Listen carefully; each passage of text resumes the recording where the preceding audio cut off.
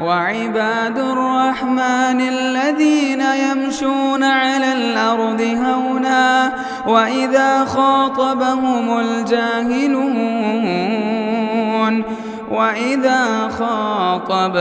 الجاهلون قالوا سلاما. السلام علیکم ورحمۃ اللہ وبرکاتہ. الحمد للہ رب العالمین والصلاة والسلام على سید الانبیاء والمرسلین نبینا محمد وعلى آلہ وصحبہ اجمعین اما بعد. یقول اللہ سبحانہ وتعالی وسارعوا الى مغفرة من ربکم وجنة عرضها السماوات والارض اعدت للمتقین الذين ينفقون في السراء والضراء والكاظمين الغيظ والعافين عن الناس والله يحب المحسنين. اللہ سبحانہ وتعالیٰ کا ارشاد ہے کہ اس رب کی مغفرت کی طرف دوڑ پڑو اور اس جنت کی طرف جس کی چوڑائی آسمان اور زمین کے برابر ہے اور جو متقیوں کے لیے تیار کی گئی ہے. اور وہ لوگ متقی ہیں جو خوشی اور تنگ دستی میں اللہ کی راہ میں خرچ کرتے ہیں، اپنی غصوں کو پی جاتے ہیں، لوگوں کو معاف کرتے ہیں. بے شک اللہ تبارک و تعالی احسان کرنے والوں کو پسند کرتا ہے. محترم حاضرین، یہ آیت کریمہ ہمیں صاف طور پر یہ دعوت دے رہی ہے اور ابھار رہی ہے کہ اللہ سبحانہ و تعالیٰ کی مغفرت کے جو اسباب ہیں اسے خود انسان کو تلاش کرنا پڑے گا. ایسا ہو نہیں سکتا کہ انسان امیدوں کے سہارے جیے اور اللہ کی رحمت کا بہانہ بنائے اور نیکیوں سے پیچھے ہٹ جائے، گناہوں کو انجام دے، بلکہ اللہ نے پہلے مغفرت کی طرف دوڑنے کا حکم دیا پھر جنت کی طرف، کیونکہ اگر کوئی آدمی مغفرت نہ حاصل کرے تو اسے جنت بھی حاصل نہیں ہو سکتی. دوسری اہم بات جو اس آیت کریمہ سے سمجھ میں آتی ہے کہ انسان کو پہلے اپنے نفس کو جہنم سے بچانا ہوگا، تب جا کر وہ جنت کا حقدار ہوگا. اگر انسان اپنی نفس کو جہنم سے بچانے کی کوشش نہیں کرے گا وہ جہنم میں ضرور جائے گا. اور اگر کوئی آدمی صرف جنت کے پیچھے دوڑے گا تب بھی اس کا ٹھکانہ جہنم ہو سکتا ہے. اسی لیے اللہ تبارک و تعالیٰ نے اس آیت میں ایک واضح پیغام دیا اور کہا کہ وَسَارِعُوا إِلَى مَغْفِرَةٍ مِّن رَبِّكُمْ، کہ ایمان والوں تم اپنے رب کی مغفرت کی طرف دوڑو. مغفرت کیا ہے؟ کہ انسان اپنے گناہ سے اللہ تعالیٰ سے معافی مانگ لے، اللہ سے توبہ کر لے، اور جب یہ ہو جائے تب وہ جنت کی طرف آگے بڑھے. ایک دوسری آیت میں اللہ تبارک و تعالیٰ نے اسی کو کامیابی کہا. اللہ نے کہا فَمَنْ زُحْزِحَ عَنِ النَّارِ وَأُدْخِلَ الْجَنَّةَ فَقَدْ فَازَ، کہ جو آدمی اپنے گناہوں سے بچا لیا گیا، جہنم سے بچ گیا اور جنت میں داخل کر دیا گیا، حقیقت میں وہ آدمی کامیاب ہے. محترم حاضرین، عربی کا بڑا ہی مشہور مقولہ ہے کہ التخلیۃ قبل التحلیہ، کہ انسان پہلے اپنے آپ کو گناہوں سے پاک کر لے پھر اس کے بعد وہ نیک ہوگا. گناہوں کے ساتھ انسان کی کتنی بھی نیکیاں ہوں اس انسان کو شریعت اسلامیہ پاک نہیں کہتی ہے. اس لیے آپ دیکھیں کہ کتنے ایسے اعمال ہیں انسان اگر ان کو کرے لیکن اس کے ایک ساتھ گناہوں سے نہ بچے تو بہت سارے گناہ ایسے ہیں جو انسان کی نیکیوں کو کھا جاتے ہیں. اسی لیے شریعت اسلامیہ نے جہاں نیک عمل کرنے کا حکم دیا اس سے پہلے ان نیک عمل کی حفاظت کا حکم دیا. چاہے انسان نیک عمل کرنے سے پہلے ان کی حفاظت کرے، کرنے کے بعد کرے. مثال کے طور پر چند آیتیں اور احادیث دیکھیں، اس سے یہ بات واضح ہو جائے گی. اللہ تبارک و تعالیٰ نے جناب محمد الرسول اللہ صلی اللہ علیہ وسلم کو جس چیز کا سب سے پہلے حکم دیا تھا وہ توحید کے اپنانے کا اور شرک سے بچنے کا. اللہ نے کہا فَاعْلَمْ أَنَّهُ لَا إِلَهَ إِلَّا اللَّهُ وَاسْتَغْفِرْ لِذَنبِكَ، اے نبی صلی اللہ علیہ وسلم پہلے آپ جان لیجئے کہ اللہ کے علاوہ کوئی معبود برحق نہیں، اس کے بعد آپ اپنے گناہوں کی معافی مانگیں. امام قرطبی کہتے ہیں گویا اللہ نے نبی کو ترتیب دکھائی کہ جب تک آپ کی توحید مضبوط نہیں ہوگی، جب تک کہ آپ شرک سے نہیں بچیں گے، گناہوں کی مغفرت مانگنا یا اللہ کی مغفرت کا حاصل ہونا یہ ناممکن ہے. دوسری حدیث کے اندر اللہ کے نبی صلی اللہ علیہ وسلم نے گناہوں سے بچنے کے بارے میں سختی سے کہا. گناہوں سے ہر حال میں بچنا ہے اور نیکیاں حسب استطاعت کرنا ہے. ایسا نہیں ہے کہ جتنا ہو سکے اتنا گناہ سے بچ جاؤ، جتنا ہو سکے اتنی نیکیاں کر لو. اسلام نے ہر حال میں گناہوں سے بچنے کا حکم دیا. اللہ کے نبی کہا کرتے اذا نہیتکم عن شیء فاجتنبوہ، کہ اگر میں کسی کام سے منع کر دوں اس سے رک جاؤ، اور کسی کام کے کرنے کا حکم دوں تو جتنی تمہاری طاقت ہے طاقت کے اعتبار سے تم کیا کرو. محترم حاضرین، چلیے کچھ مثالیں دیکھیے کہ بعض گناہ اتنے خطرناک ہوتے ہیں کہ وہ بڑے بڑے نیکیوں کو کھا جاتے ہیں. ہم نے حدیث مفلس کے بارے میں سنا. اللہ کے نبی نے پوچھا اتدرون من المفلس، کیا تمہیں پتا ہے کہ مفلس کسے کہا جاتا ہے؟ تو صحابہ نے کہا اے اللہ کے نبی، ہم مفلس اسے سمجھتے ہیں جس کے پاس مال و دولت نہ ہو.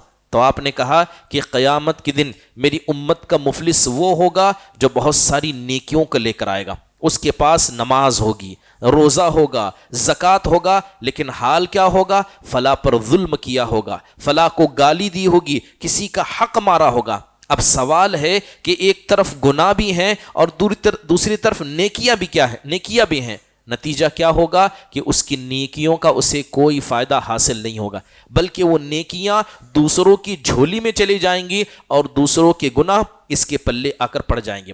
اور ایک حدیث اللہ کے نبی علیہ الصلاۃ والسلام نے کہا کہ لأعلمن اقواما، میں ایک ایسی قوم کو، ایسی جماعت کو جانتا ہوں جو تم میں سے ہے.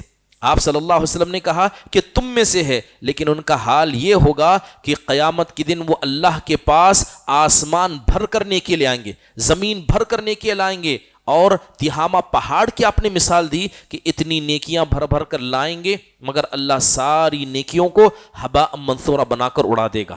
صحابہ نے یہ جب سنا کہ اتنی ساری نیکیاں اچانک اللہ کیسے ضائع کرے گا، جبکہ اللہ تو بندوں پر ظلم نہیں کرتا، تو صحابہ نے پوچھا صفہم لنا یا رسول اللہ، اے اللہ کے نبی عمل برباد ہو رہے ہیں، اللہ انہیں کر رہا ہے، تو وجہ بتائیے، ان لوگوں کی صفت بتائیے. تب آپ نے کہا کہ وہ ایسی قوم ہوگی کہ جب وہ تنہائی میں جائیں گے اللہ کے حدود کو پامال کریں گے. تو تنہائی کے گناہ یہ ظاہر کے گناہوں کو مٹا دیتے ہیں. اور ایک حدیث ہے اللہ، اور ایک قرآن کریم کی آیت کریمہ ہے، اللہ نے کہا یا ایھا الذین آمنوا لا تبطلوا صدقاتکم بالمن والاذی. اللہ نے کہا کہ ایمان والوں، تم اپنے صدقات کو احسان جتا کر اور جس کو صدقہ دیا ہے اسے تکلیف پہنچا کر برباد مت کرو. آپ نے صدقہ اگر دیا ہے، آپ کا مال حلال تھا، آپ کی نیت صحیح تھی، مخلص تھے، سب اپنی جگہ تھا، مگر آپ نے احسان جتایا تو وہ صدقہ ضائع اور برباد ہوگا. اور ایک آیت میں اللہ نے کہا یا ایھا الذین آمنوا لا ترفعوا اصواتکم فوق صوت النبی، کہ ایمان والوں نبی کی آواز پر اپنی آواز کو بلند مت کرو، نبی کی آواز پر اپنی آواز کو بلند مت کرو. آیت کے آخر میں اللہ نے کہا ان تحبط اعمالکم، کہ قریب ہے کہ اگر تم ایسا کام کرو گے تو اللہ عمومی طور پر تمہارے اعمال کو برباد کر دے گا. صرف نبی کی آواز پر اگر کوئی آدمی اپنی آواز کو بلند کرتا ہے تو اللہ تعالیٰ نے اس کے عمل کے برباد ہونے کا تذکرہ کیا. بلکہ ایک حدیث میں اللہ کے نبی نے کہا ایاکم والحسد فإن الحسد یأکل الحسنات کما تأکل النار الحطب. آپ علیہ الصلاۃ والسلام نے کہا کہ تم حسد سے بچا کرو، اس لیے کہ حسد نیکیوں کو ایسے کھا جاتی ہے جس طرح کی آگ لکڑی کو کھا جاتی ہے. تو کتنے گناہ ہیں؟ یہ سارے گناہ ایسے ہیں جو انسان کی نیکیوں کو اگر چاہے وہ پہاڑ کے برابر بھی کیوں نہ ہو ان سب کو کھا جاتے ہیں. بلکہ گناہوں میں ایک گناہ جسے ہم شرک کہتے ہیں یہ اتنا بڑا ہے کہ انسان کے اکاؤنٹ کو زیرو کر دیتا ہے. ایک آدمی 60 سال اس نے عمل کیا، نمازیں پڑھی، روزہ رکھا، حج کیا، زکوٰۃ دیا، مان لیجئے اللہ کی خاطر اپنے گھر والوں کو قربان کیا، ساری نیکیوں کو انجام دیا، صرف ایک شرک کرے گا اللہ سارے اعمال کو برباد کر دے گا. اس کے علاوہ اگر کوئی آدمی ردت اختیار کرے، اسلام کو چھوڑ کر کسی دوسرے مذہب پہ چلا جائے، پھر لوٹ کر آئے، تب بھی اس آدمی کا حساب مکمل صاف ہو جائے گا. تو آپ سمجھ سکتے ہیں کہ گناہ یہ کتنی خطرناک چیز ہے کہ اگر انسان گناہوں سے باز نہ رہے، چاہے نیکیاں کرتا رہے، اس کی یہ نیکیاں اسے فائدہ نہیں دے سکتی. شیطان انسان کے پاس آتا ہے، اسے اپنے گناہوں کے تعلق سے کہتا ہے کہ اللہ کی رحمت کی امید کر، محترم حاضرین، جب آپ قرآن پڑھیں گے تو آپ کو یہ بات سمجھ میں آئے گی کہ قرآن میں ہو یا حدیث میں ہو، کہیں بھی گناہ کرنے سے پہلے یا گناہ کرنے کے بعد اللہ کی رحمت کی امید کرنے کا حکم نہیں دیا گیا، بلکہ نیک عمل کیجئے، گناہ سے بچیے، تب آپ اللہ کی رحمت کی امید کر سکتے ہیں۔ لیکن شیطان گناہ کرنے سے پہلے اللہ کی رحمت کو یاد دلاتا ہے، گناہ کرتے وقت رحمت کو یاد دلاتا ہے، گناہ کرنے کے بعد اللہ کی رحمت کو یاد دلاتا ہے۔ اس لیے اللہ تعالیٰ نے کہا وَلَا يَغُرَّنَّكُمْ بِاللَّهِ الْغَرُورُ، کہ اللہ کے مسئلے میں ایک دھوکے باز ہے، کہیں وہ تمہیں دھوکے میں مبتلا نہ کر دیں۔ محترم حاضرین، تو پتہ یہ چلا کہ انسان جب تک گناہوں سے پاک نہیں ہوگا بہت ساری نیکیاں اس کو فائدہ نہیں پہنچائیں گے، بلکہ اہل السنہ والجماعہ کے نزدیک ایک قاعدہ ہے، وہ کہتے ہیں کہ اگرچہ کبیرہ گناہ انسان کے سارے اعمال کو برباد نہیں کرتے ہیں، مگر بہت سارے اعمال کو الگ الگ طریقے سے برباد کرتے ہیں۔ مثال کے طور پر کچھ گناہ ایسے ہیں جو ایک نیک عمل کو برباد کر دیتے ہیں۔ مثال کے طور پر ایک آدمی نے نماز پڑھی، اس نماز میں ریاکاری کی، تو جو نماز پڑھی تھی صرف وہ نماز برباد ہو جائے گی۔ احسان کیا، صدقہ کیا، احسان کرنے کے بعد احسان جتایا، وہ احسان ختم ہو گیا۔ صدقہ کرنے کے بعد احسان جتایا، وہ نیکی ختم ہو گئی۔ کچھ ایسے ہیں جو نیکیوں کو کم کر دیتے ہیں، صرف ایک نہیں بلکہ بہت ساری نیکیوں کو کم کر دیتے ہیں۔ اس کے اندر حسد آتا ہے، غیبت آتا ہے۔ اگر آپ کسی سے حسد کریں گے، کسی کی غیبت کریں گے، تو آپ کے اکاؤنٹ سے نیکیاں دھیرے دھیرے کم ہوں گی۔ کتنے کم ہوں گی، کس مقدار میں کم ہوں گی، یہ اللہ تعالیٰ بہتر جانتا ہے۔ بسا اوقات آپ کی نیکیاں اٹھا کر دوسروں کو دیا جائے گا، آپ نے کسی پر ظلم کیا، کسی کا حق مارا، لہذا انسان کی نیکیاں سامنے والے کو دی جائیں گی۔ بلکہ بہت سارے ایسے گناہ ہیں جو اعمال کے قبول ہونے میں آڑ بن جاتے ہیں۔ اگر ان گناہ کو انجام دیا تو اللہ کے عمل ہی قبول نہیں ہوتا۔ مثال کے طور پر حرام روزی کھانے والا، اگر وہ حرام روزی کھائے گا تو اللہ اس کی دعاؤں کو قبول نہیں کرے گا۔ اگر کوئی غلام ہے وہ بھاگ جاتا ہے تو اس کی نمازوں کو بھی اللہ قبول نہیں کرے گا۔ اسی طرح وہ آدمی جو اپنے والدین کا نافرمان ہوگا، اس سے بھی بہت ساری نیکیوں کو اللہ تعالیٰ قبول نہیں کرے گا۔ بلکہ کچھ گناہ ایسے ہیں کہ اگر انسان نے کر لیا، چاہے کتنا ہی متقی کیوں نہ ہو، اللہ کے مسئلے میں کتنا ہی عبادت گزار کیوں نہ ہو، یہ برائیاں اسے جہنم کا منہ دکھا کر رہیں گی۔ مثال کے طور پر اللہ کے نبی نے کہا لا يدخل الجنت قاطع، کہ صلہ رحمی کو کاٹنے والا یہ کبھی جنت میں جا نہیں سکتا۔ اگر ساری نیکیوں کو انجام دیا لیکن صلہ رحمی کو کاٹتا تھا، وہ جہنم کا منہ ضرور دیکھے گا۔ تکبر کرنے والا، والدین کا نافرمان، لوگوں کو دھوکہ دینے والا، یہ گناہ ایسے ہیں جو ابتدائی طور پر انسان کو جہنم میں لے جائیں گے، اگرچہ بعد میں وہ جنت میں کیوں نہ آئے۔ محترم حاضرین، آیت کے آگے والے حصے میں اللہ تعالیٰ نے ان لوگوں کی تعریف کی۔ کن لوگوں کی تعریف کی؟ جو اللہ کی راہ میں خرچ کرتے ہیں۔ کس حالت میں؟ کہ وہ تنگ دلی میں بھی خرچ کرتے ہیں، جب ان کے پاس مال کم ہے تب بھی خرچ کرتے ہیں، اور جب اللہ نے انہیں کشادگی عطا کی تب بھی خرچ کرتے ہیں۔ لیکن حقیقت میں دیکھا جائے تو یہاں تعریف ان لوگوں کی ہے جو لوگ تنگ حالتوں میں خرچ کرتے ہیں۔ انسان کے پاس تنگی ہے، اسے فقیری کا ڈر ہے، مالداری کی لالچ ہے، ایسے حال میں جو انسان اللہ کی راہ میں صدقہ کرتا ہے، یہ صدقہ اللہ کو زیادہ پسند ہے بنسبت اس صدقے کے جب انسان کے پاس ہر قسم کی فراوانی ہو اور وہ صدقہ کرے۔ اس لیے اللہ تعالیٰ نے ایسے لوگوں کی تعریف کی۔ مثال کے طور پر آپ اگر نبی صلی اللہ علیہ وسلم کی زندگی سے مثالوں کو دیکھیں تو اکثر صحابہ اکرام صدقہ کیا کرتے تھے، مگر صدقے کے مسئلے میں مقدم وہ رہتے، اگرچہ ان کا صدقہ کم ہوتا مگر ان کا دیا ہوا صدقہ ان کے مال کا آخری حصہ ہوتا۔ اللہ تعالیٰ نے قرآن میں تعریف کرتے ہوئے کہا وَيُؤْثِرُونَ عَلَىٰ أَنفُسِهِمْ وَلَوْ كَانَ بِهِمْ خَصَاصَةٌ، اللہ نے کہا کہ بہت سارے لوگ ایسے ہیں جو اپنی نفسوں پر دوسروں کو ترجیح دیتے ہیں جبکہ ان کے خود کے حالات خراب ہیں۔ ہم نے یہ قصہ بارہا سنا کہ کس طرح ایک مہمان رسول صلی اللہ علیہ وسلم کی مہمان نوازی انصاری صحابی نے کی، حالانکہ تنگی تھی، گھر کے اندر کھانا اتنا ہی تھا، مگر ایسی تنگی میں جب اللہ کے نبی کے مہمان کی عزت کی گئی، اس کی تعریف اللہ نے آسمان سے کی۔ اللہ کے نبی علیہ الصلوۃ والسلام کی ایک حدیث ہے، آپ نے کہا افضل الصدقۃ جہد المقل، آپ صلی اللہ علیہ وسلم نے کہا کہ سب سے بہترین صدقہ وہ ہے جس میں انسان محنت جم کر کرے اور اس کے پاس مال کم ہو۔ فقیر ہے, چند ہی سکے ہیں, اس میں جو وہ صدقہ دیتا ہے یہ صدقہ اللہ کو سب سے زیادہ پسند ہے. بلکہ ایک حدیث میں اللہ کے نبی نے مثال دی, آپ نے کہا سبق درہم 100,000 درہم, قالوا کیف یا رسول اللہ, اللہ کے نبی کہتے ہیں کہ ایک درہم یہ کئی ہزار درہموں پر بھاری پڑ گیا. تو صحابہ نے پوچھا اے اللہ کے نبی ایسا کیسے ہوا؟ تب آپ نے کہا کہ ایک آدمی تھا جس کے پاس صرف 2 درہم تھے, تو اس نے 1 درہم اللہ کے راہ میں خرچ کر دیا, اور ایک دوسرا آدمی تھا جس کے پاس بہت پیسے تھے, اس میں سے اس نے ہزاروں درہم خرچ کر دی. اللہ کے نبی صلی اللہ علیہ وسلم نے کہا کہ جس آدمی نے 1 درہم خرچ کیا وہ اس 1000 درہموں پر بھاری پڑ گیا.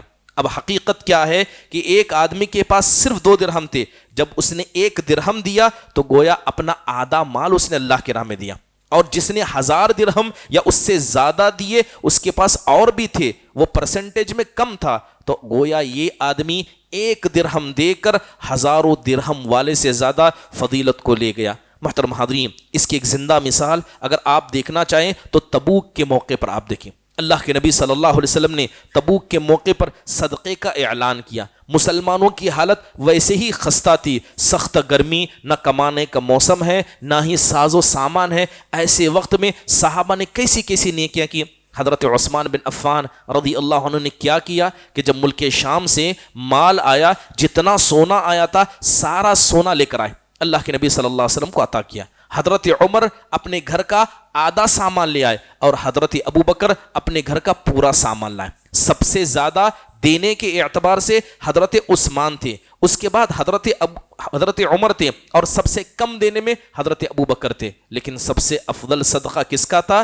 جناب محمد الرسول اللہ صلی اللہ علیہ وسلم کے ساتھی اور آپ کے رفیقی گار حضرت ابو بکر صدیق کا تھا, کیونکہ انہوں نے گھر میں کچھ نہیں چھوڑا, تھوڑا تھا سب لے آئے. اس لیے حضرت عمر خود کہا کرتے تھے کہ میں نے کئی مرتبہ حضرت ابو بکر سے آگے بڑھنے کی کوشش کی, یہ آخری کوشش تھی, اس کے بعد کبھی میں نے جرأت نہیں کی, کیونکہ حضرت ابو بکر صدیق رضی اللہ عنہ تھوڑا ہی صحیح اپنے گھر کا پورا سامان اٹھا کر لے آئے تھے. محترم حاضرین, اس لیے انسان کو چاہیے کہ اللہ نے جتنی وسعت دی, ضروری نہیں ہے کہ ایک مالدار جتنا خرچ کرتا ہے آپ اتنا کریں, جتنا اللہ نے استطاعت دیا ہے, جتنا آپ کے پاس وسعت ہے, اس وسعت کے اعتبار سے صدقہ انسان کو کرتے رہنا چاہیے. صدقے کی بہت ساری اہمیتیں اور فضیلتیں قرآن میں آئی ہیں. خصوصی طور پر انسان تنگ دستی میں اگر صدقہ کرتا ہے تو اس کے قوت ایمان کی دلیل ہے. اس کے علاوہ یہ دلیل ہے کہ اس آدمی کا تعلق دنیا سے لگا ہوا نہیں ہے, یہ دلیل ہے کہ وہ آدمی بخیل نہیں ہے. اس لیے اللہ کے نبی صلی اللہ علیہ وسلم صدقے کے مسئلے میں کیا کہا کرتے؟ آپ کہتے واتقوا النار ولو بشق تمرہ, کہ تم جہنم کی آگ سے بچو اگرچہ کھجور کی ایک گٹلی کو دے کر ہی کیوں نہ ہو. کھجور کی ایک گٹلی صدقہ دیں کیا معنی رکھتی ہے؟ حقیقت یہ ہے کہ آپ کو صدقہ اتنا ہی دے کر اگر جہنم کی آگ سے بچنا پڑے اور یہی چیز موجود ہو تو اس کو دو اور جہنم کی آگ سے بچو. محترم حاضرین, اللہ تبارک و تعالیٰ نے یہاں پر ذکر کیا کہ اللہ تبارک و تعالیٰ نے کہا کہ اس مغفرت کی طرف دوڑو, اس جنت کی طرف دوڑو جس جنت کی چوڑائی آسمان اور زمین کے برابر ہے. محترم حاضرین, جب سلف صالحین سے پوچھا گیا کیا سچ میں جنت اتنی بڑی ہے جتنی آسمان و زمین کی چوڑائی ہے, تو سلف صالحین نے کہا اگر اس کی چوڑائی جنت کی اتنی ہے تو پھر اس کی لمبائی کتنی ہوگی. جبکہ حقیقت دیکھا جائے تو یہ کوئی ناپ نہیں ہے, یہ کوئی میپ نہیں ہے کہ اتنی ہی جنت کی سائز ہے, بلکہ ایک مثال دی گئی. ایک مثال دی گئی جیسے عام طور پر ہمارے ذہن میں سب سے لمبی چیز جو ہے چوڑائی کے اعتبار سے وہ آسمان و زمین کی چوڑائی ہے, تو اللہ تعالیٰ نے اس کی مثال دیتے ہوئے کہا. اگر اس کی بات کو سمجھنا ہے تو قرآن کی ایک آیت سے سمجھ سکتے ہیں. اللہ نے جہنمیوں کا ذکر کیا, اللہ نے جہنمیوں کا ذکر کرتے ہوئے کہا خالدین فیہا ما دامت السماوات والارض, کہ جہنمی یہ جہنم کے اندر رہیں گے جب تک اللہ آسمان و زمین کو باقی رکھے گا. اب سوال ہے کہ آسمان و زمین ہمیشہ باقی رہیں گے؟ نہیں, قیامت کے قریب ان کو ختم کر دیا جائے گا. تو کیا جہنمیوں کا عذاب بھی ختم کیا جائے گا؟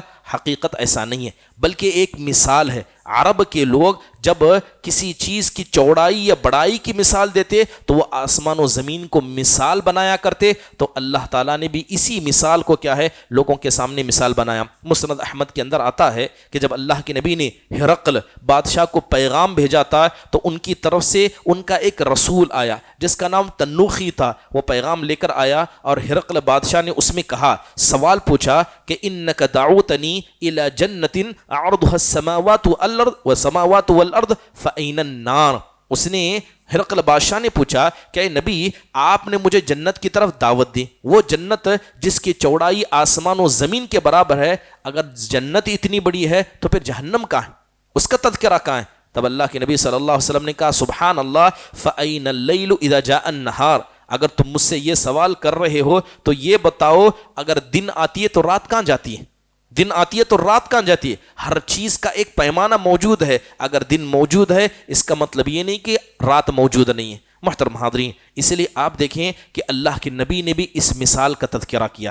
غزوہ بدر کی لڑائی چل رہی تھی، آپ علیہ الصلوۃ والسلام نے صحابہ کو ابھارتے ہوئے کہا قوموا الی جنت عرضها السماوات والارض۔ آپ نے کہا کہ چلو آگے دوڑو، اس جنت کی طرف آگے دوڑو جس کی چوڑائی آسمان و زمین کے برابر ہے۔ تو حضرت عمیر بن حمام رضی اللہ عنہ چند کھجور کھا رہے تھے، کہا اللہ کے نبی کیا سچ میں جنت اتنی بڑی ہے؟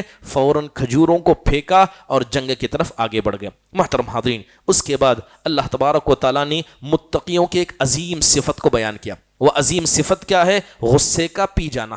انسان کے نفس میں غصے کا آنا یہ فطری چیز ہے، بلکہ غصے کا آنا یہ اس کی غیرت کی علامت ہے کہ وہ غیرت مند ہے۔ اگر انسان بالکل غصہ نہ ہوتا ہو تو بسا اوقات وہ بزدل ہوتا ہے، اگر بار بار ہر چیز پر غصہ ہوتا ہو تو وہ شیطان کی مار میں ہوتا ہے۔ لہذا انسان کو حق بات پر صحیح مسئلے میں غصہ ہونا یہ غلط نہیں ہے، لیکن جب انسان اسی غصے کو پی جائے اور سامنے والے کو معاف کرے، اللہ کے نبی صلی اللہ علیہ وسلم نے اسے متقیوں کی صفت قرار دیا۔ بلکہ اللہ کے نبی کہا کرتے، لیس الشدید بالسرعہ انما الشدید الذی یملک عند الغضب۔ آپ علیہ الصلوۃ والسلام نے کہا کہ حقیقت میں پہلوان وہ نہیں ہے جو کسی کو پچھاڑ دے، پہلوان وہ ہے جو اپنے غصے پر قابو پا لے، جو اپنے غصے کے وقت کیا ہے اپنے آپ کو کنٹرول کرے۔ ایک مرتبہ آپ علیہ الصلوۃ والسلام نے دو صحابہ اکرام کو کسی مسئلے پر بحث کرتے ہوئے دیکھا، یہاں تک کہ ان میں سے ایک اتنا غصہ ہو گیا کہ اس کی گردن کی رگیں ظاہر ہونے لگی۔ اللہ کے نبی نے کہا، انی لأعلم کلمۃ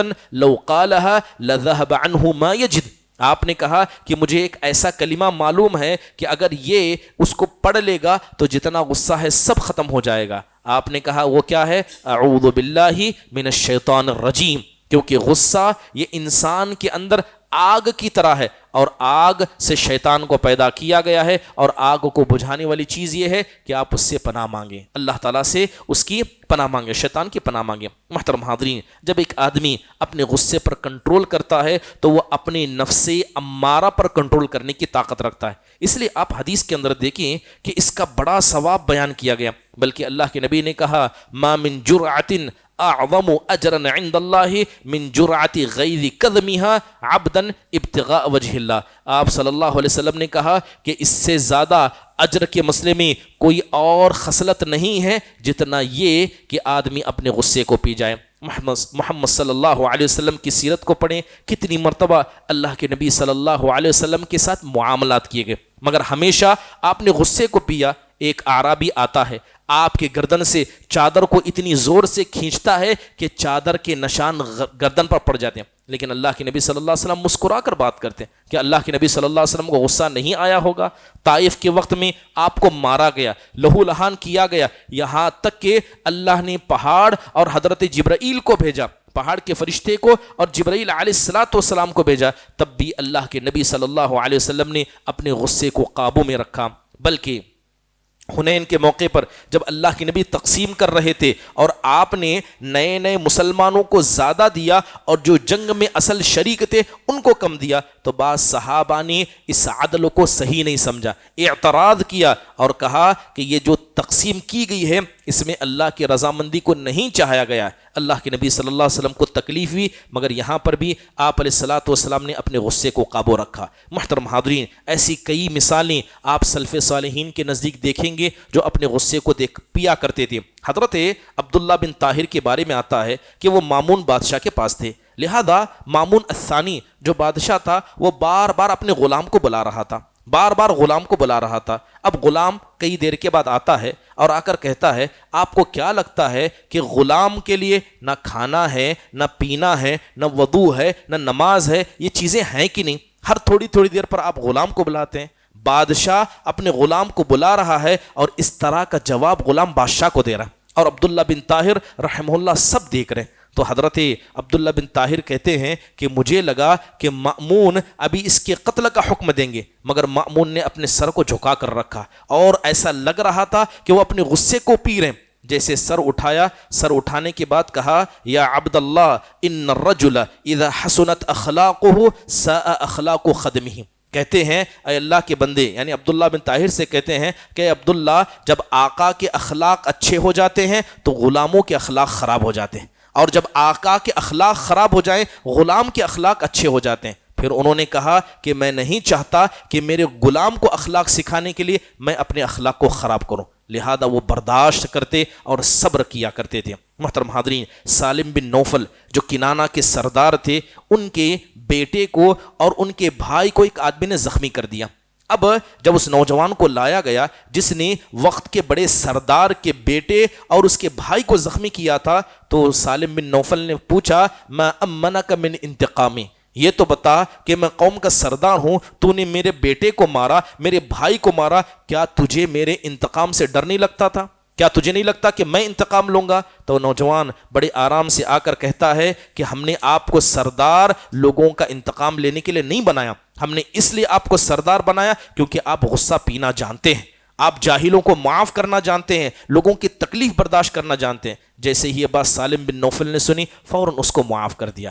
حقیقت میں یہ قوم کے بڑے اور ذمہ دار کی صفت ہے کہ وہ غصے کو پینا جانے، جاہلوں کو معاف کرے اور لوگوں کی تکلیف کو برداشت کرے۔ محترم حاضرین، یقین جانیے جو آدمی اپنے غصے کو پینا جانتا ہے اللہ بہت ساری بلاؤں سے اسے بچا لیتا ہے۔ ایک آدمی غصے میں گالی گلوچ کرتا ہے، کسی پر ظلم کرتا ہے، بسا اوقات اپنی زبان کو بے لگام چھوڑ دیتا ہے، ہو سکتا ہے کہ ہاتھ اٹھائے، ہو سکتا ہے کہ مارا ماری کرے اور اس غصے کی وجہ سے قتل تک آ جائے۔ یہ سارے گناہوں سے صرف غصے کو پینے کی وجہ سے وہ آدمی بچ جاتا ہے۔ اور جو آدمی غصہ پینا سیکھ لیتا ہے، سلف صالحین کے بے شمار اقوال ہیں جس میں صاف کہا کہ جو آدمی اپنے غصے کو پیتا ہے وہ ہر لمحہ شیطان کو ذلیل کرتا ہے، وہ شیطان کو رسوا کرتا ہے۔ اور غصے کو پینا یہ محبت کی بڑی وجہ ہے۔ اگر آپ کو کسی نے غصہ دلایا، آپ نے اسے برداشت کیا، اللہ تعالیٰ اس آدمی کے دل میں آپ کی محبت کو ڈالے گا۔ اللہ تعالیٰ سے دعا ہے کہ اللہ تعالیٰ ہم سب کو ان تمام نیک اخلاق کو اپنانے کی توفیق دے، اللہ ہمیں اس کی مغفرت طرف بڑھنے والا بنائے، اللہ تبارک و تعالیٰ ہمیں تنگ حالی میں خوشحالی میں خرچ کرنے والوں میں سے بنائے، اللہ تعالیٰ ہمیں غصے کو پینے والا بنائے، آمین۔ اقول قولی ھذا واستغفر اللہ لی ولکم ولسائر المسلمین من کل ذنب فاستغفروا انہ هو الغفور الرحیم۔ جزاکم اللہ خیر واحسن اللہ علیکم۔ السلام علیکم ورحمۃ اللہ وبرکاتہ۔ مسجد عباد الرحمن کے پلیٹ فارم سے ہونے والی دعوت و تبلیغ کے مشن کو آگے بڑھانے میں ہمارا بھرپور ساتھ دیں۔ علم و عمل سے ناطہ جوڑنے کے لیے اہل علم سے جڑیں۔ مسجد عباد الرحمن کے یوٹیوب چینل کو سبسکرائب کریں اور آگے شیئر کرنا ہرگز نہ بھولیں۔ فجزاکم اللہ خیر۔